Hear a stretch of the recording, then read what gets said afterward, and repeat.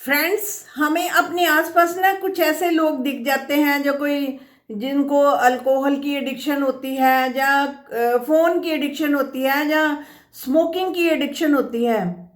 घर वाले उनको कह कह कर थक जाते हैं, छोड़ दो इस आदत को, ये तुम्हें बर्बाद कर रही है, तुम्हारी सेहत खराब हो रही है, देखो तुमको स्टंट पड़े हैं, डॉक्टर ने भी मना किया है, फिर भी तुम हटते नहीं हो।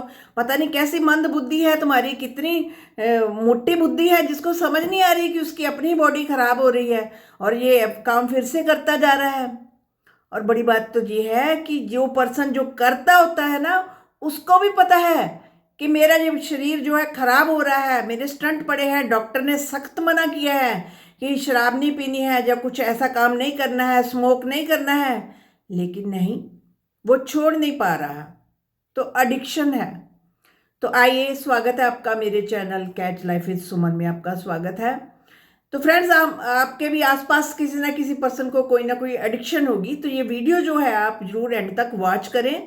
ये वीडियो जो है बहुत ही वैल्यूएबल है, इसमें जो भी टेक्निक्स बताई गई हैं उसकी आप हेल्प ले सकते हैं।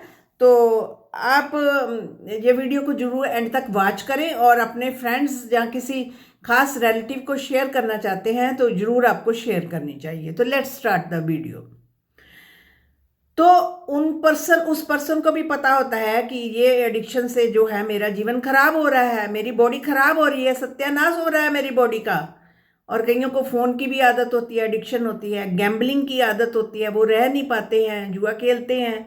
और स्मोकिंग से भी उनको पता है उनके फेफड़े खराब हो रहे हैं, लंग्स सत्यानाश हो रहे हैं, ब्रीदिंग सिस्टम खराब हो रहा है, लेकिन वो रुक नहीं पा रहे, वो अपने पर कंट्रोल नहीं कर पा रहे।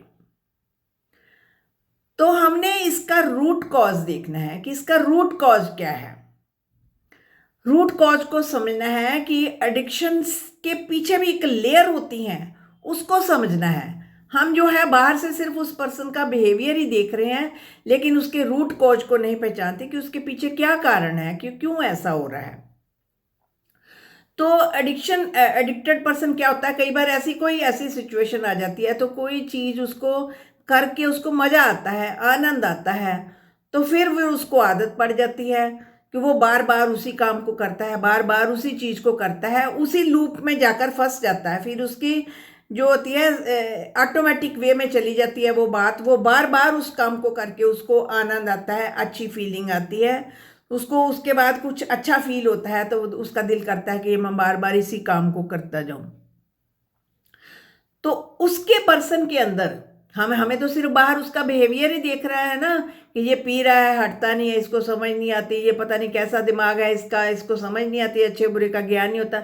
लेकिन उसके अंदर एक अनकंट्रोलेबल अर्ज होती है, ऐसी अंदर एक फीलिंग आती है कि ये करो और अभी के अभी करो, तभी तुमको सुख मिलेगा, कभी तुमको चैन मिलेगा। तो फिर जो है वो फिर उसी लूप में जाकर फंस जाता है, वो काम जो है बार बार करने लगता है। तो एक काम को अपने मन को रिलीफ देने के लिए उसने किसी काम में हाथ डाला, तो अब उसको उस काम में आनंद आया, तो बार बार करने से फिर वो उसकी एडिक्शन बन गई, उसकी हैबिट बन गई, तो वो रुकने का अब नाम नहीं लेती। तो कई बार जैसे फोन की एडिक्शन की बात करते हैं, तो पेरेंटिंग में क्या होता है कि पेरेंट्स मोस्टली, खास करके मदर जो है, अपना किचन का काम करना होता है, कोई घर का काम करना होता है, लेकिन वो जो है बच्चे जो हैं बहुत शरारती होते हैं, उनको तंग करते हैं, तो वो अपनी मुश्किल छुड़ाने के लिए बच्चों के हाथ में मोबाइल दे देती हैं। मोबाइल देखता है बच्चा, जब एक बार देखता है, दो बार देखता है, रोज देखता है, फिर उसको एडिक्टेड हो जाता है। फिर उसको मोबाइल के बगैर जो है अच्छा कुछ नहीं लगता, तो फिर वो उसकी जो है एडिक्शन बन जाती है। ये पुअर पेरेंटिंग की निशानी है, ये भी एडिक्शन का कारण बनती है। इसलिए जो है लोग जो है फ़ोन के एडिक्टेड हो जाते हैं। आजकल जो न्यू जनरेशन जो है मोस्टली फ़ोन की एडिक्टेड है, तो क्योंकि एक बार किया, बार बार किया, तो उस लूप में वो फंस गए हैं। अब वो छोड़े भी, चाहे भी छोड़ना, तो वो छूट नहीं पाती। तो जो हैबिट होती है ना हमारी, हम कहते हैं ये आदत है, हैबिट जो होती है ना, हैबिट तो छूट जाती हैं अगर उस पर लगातार कंट्रोल किया जाए ना, तो वो छूट जाती हैं। कुछ ना कुछ कंट्रोल होता है हमारे, हम अवेयर होते हैं कि हाँ ये हमारे पास गलती है, तो हम इसको छोड़ सकते हैं। लेकिन जो एडिक्शन होती है ना, हैबिट से भी 2 लेवल ऊपर होती है, इसको छोड़ना बहुत डिफिकल्ट होता है।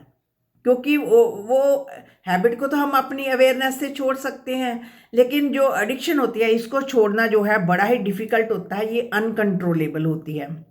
क्यों? क्योंकि बॉडी जो होती है माइंड को पूरी तरह से ओवर पावर कर लेती है, बॉडी ज़्यादा ताकतवर बन जाती है माइंड से भी।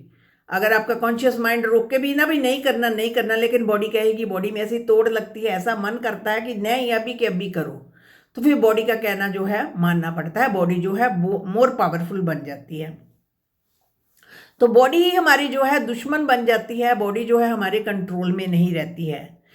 तो कोई भी चीज़ शुरू करनी है जीवन में, कुछ भी करना है, मान लो हमने कुछ ये चीज़ हमें पसंद आ गई, अचानक से हमें उसमें बड़ा आनंद आया, शुरू करने से पहले उसी दिन ही सोच लें कि इसके लॉन्ग टाइम कॉन्सिक्वेंसेस क्या निकलेंगे।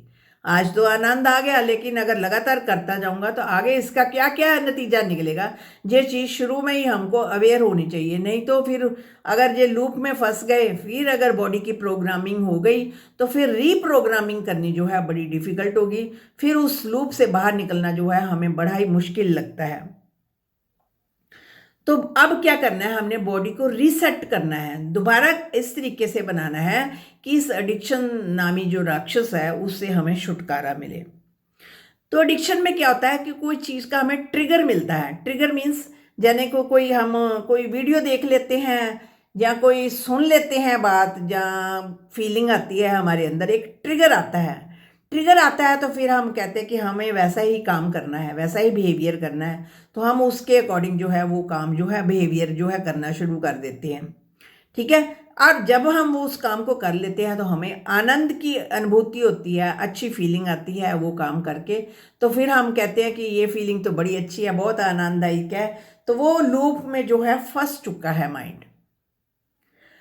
अब हमारे पास माइंड है, एक हमारा कॉन्शियस माइंड है। कॉन्शियस माइंड जो है इसके पास पावर सिर्फ 10% पावर है, ओनली 10%। जो सबकॉन्शियस माइंड और बॉडी है ना, बाकी सारी पावर उनके पास है। आपके पास कॉन्शियस माइंड के पास जो आपको बार बार कह रहा है ना माइंड, छोड़ दो इस काम को, ये गलत है, आपको पता है, जब जो आपकी आत्मा आपको कचोटती है कि वो आपका कॉन्शियस माइंड आपको बोल रहा होता है कि छोड़ दो इस काम को, ये काम ठीक नहीं है तुम्हारे लिए, तो उसके पास पावर सिर्फ जो है 10% है। अब 10% पावर से हमने क्या करना है कि जो ये जो एडिक्शन है ना, इसको बाय बाय की जा सके, इसको छोड़ा जा सके। तो माइंड को तो कोई फीलिंग चाहिए। अब फीलिंग से कोई समझौता नहीं करता हमारा माँ, हमें फीलिंग वैसी ही चाहिए, वैसी ही फीलिंग चाहिए। जो हम जो काम करते हैं उससे जो हमें मज़ा आता है वो मज़ा तो चाहिए ही चाहिए हमें। अब जो कॉन्शियस माइंड है ना, कॉन्शियस माइंड की हेल्प लेनी है अब हमको, क्योंकि यही माइंड जो है हमारा अलर्ट माइंड है, ये हमारी हेल्प कर सकता है। हमने कुछ ऐसा करना है कि अपने मन को समझौता करना है कि कुछ और, जैसे किसी को ड्रिंक की ही आदत है, मान लो शाम को वो ड्रिंक करता है तो अपने पास वो खाने पीने का जो भी सामान रखता है, साथ में ड्रिंक रखता है। अब ड्रिंक की जगह कुछ और रखना शुरू कर दे, कोई हेल्दी चीज़ रखना शुरू करे, ऐसे ही सिप सिप लेता जाए और फील करता जाए कि मैं ड्रिंक ही ले रहा हूँ। ठीक है। ये कॉन्शियस माइंड की ट्रेनिंग देनी अब अपने अपने माइंड को कि मैं ड्रिंक ही कर रहा हूँ, वैसे ही वैसे फीलिंग जो है लेता जाए। फीलिंग लेने से क्या होगा कि अब ये जो कॉन्शियस माइंड है ना, कॉन्शियस माइंड बड़े तरीके से आपकी हेल्प कर सकता है, जो क्योंकि सब कॉन्शियस माइंड आपकी कोई हेल्प नहीं करने वाला है इसमें, ना ही आपकी बॉडी हेल्प करने वाली है। अब कॉन्शियस माइंड जो है फीलिंग ले ले, तो अब वैसे ही अगर फीलिंग आनी थोड़ी थोड़ी स्टार्ट होगी तो माइंड को तो मज़ा ही चाहिए ना, वही फीलिंग चाहिए। जब फीलिंग आनी शुरू हो गई तो भाई हम तो वैसे ही कर रहे हैं, वैसे जो उसकी सारी रूटीन है वैसे करता जाए, और जो शराब की जगह या अल्कोहल की जगह कुछ और चीज़ रख ले, कुछ ऐसी हेल्दी ड्रिंक रख ले जिसका टेस्ट भी वैसा ही हो, या कुछ थोड़ा बहुत ऐसे मिलता जुलता हो, तो वो फील करे कि मैं तो वो ड्रिंक ही ले रहा हूँ। अब उसको फीलिंग आ गई, अब धीरे धीरे वो उस आदत से वो छोड़ सकता है, क्योंकि जब वो खुद छोड़ना चाहे तो छोड़ सकता है। ठीक है। और एक जो कॉन्शियस माइंड है ना, जिसके पास पावर बड़ी कम है, वो डीप ब्रीदिंग करे।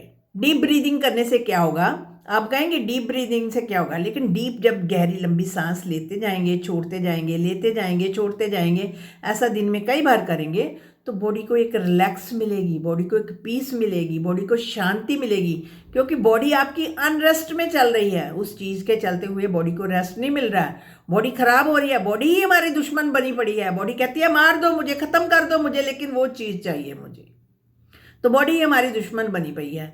तो बॉडी को पीस मिलेगी, शांति मिलेगी, कुछ रिलैक्सेशन मिलेगी। इसलिए डीप ब्रीदिंग जो है करनी स्टार्ट कर दो, वो छोड़ो ना, इसको एक दवाई समझकर जो है करना शुरू कर दो। तो एक मेडिटेशन आपको करनी है। अब आप कहेंगे जो शराबी कबाबी वो कहाँ मेडिटेशन करेगा, जिसको बहुत ज़्यादा एडिक्शन है वो नहीं कर सकता मेडिटेशन, ठीक है। तो एक टाइम में, दिन में एक टाइम बना ले कि उस जगह उसने बैठना है, बस ऐसे बैठना है आंखें बंद करके, 5-10 मिनट के लिए उसने बैठना है। जो 3 महीने लगातार करता चले, उसी टाइम पर, फिक्स टाइम पर बैठे बैठे बस आंखें बंद करे, फिर उठ जाए। ऐसा 3 मंथ करने से क्या होगा, लगातार उसी टाइम सेम बैठना है, बस कुछ नहीं और करना, बैठना है। माइंड को डिसिप्लिन की आदत पड़ेगी। अब बॉडी जो है डिसिप्लिन करना भूल गई है ना, तो ये कॉन्शियस माइंड सिखाएगा बॉडी को कि ऐसे डिसिप्लिन करना है। फिर वहाँ डिसिप्लिन करते करते इसको दूसरी चीज़ों में डिसिप्लिन करने की आदत पड़ेगी। ये 3 महीने यानी 90 डेज जो है कम से कम इसको एक जगह पर बैठकर मेडिटेट करता है। मेडिटेट क्या करना है, ऐसी आंखें बंद करके रिलैक्स होकर बस बैठना है। जो आता है आने दो, जो फीलिंग आती है आने दो, ऐसी आएगी वो आएगी फीलिंग, ड्रिंक की भी फीलिंग आई करके यूं जैसे मच्छर घूमता है ना, ऐसी ऐसी फीलिंग्स आएंगी, आने दो, जो आता है आने दो, रुकना नहीं है। लेकिन रोज बैठना है आपको, अपने मन के साथ रोज बैठना है। और उस मेडिटेशन में और भी क्या करना है, उस मेडिटेशन में उसको ना विजुअलाइज करना है, देखना है कि मैंने ये चीज़ छोड़ दी है और मेरी लाइफ कितनी ब्यूटीफुल बन गई है, मेरी हेल्थ कितनी अच्छी बन गई है, लोगों के साथ मेरे रिलेशन कितने अच्छे बन गए हैं, समाज में मेरा अच्छा नाम बन गया है, लोग में मुझे बहुत अच्छे तरीके से ट्रीट करते हैं। पहले जो मुझे ऐसे ख़राब समझते हैं मुझे अच्छा ट्रीट कर।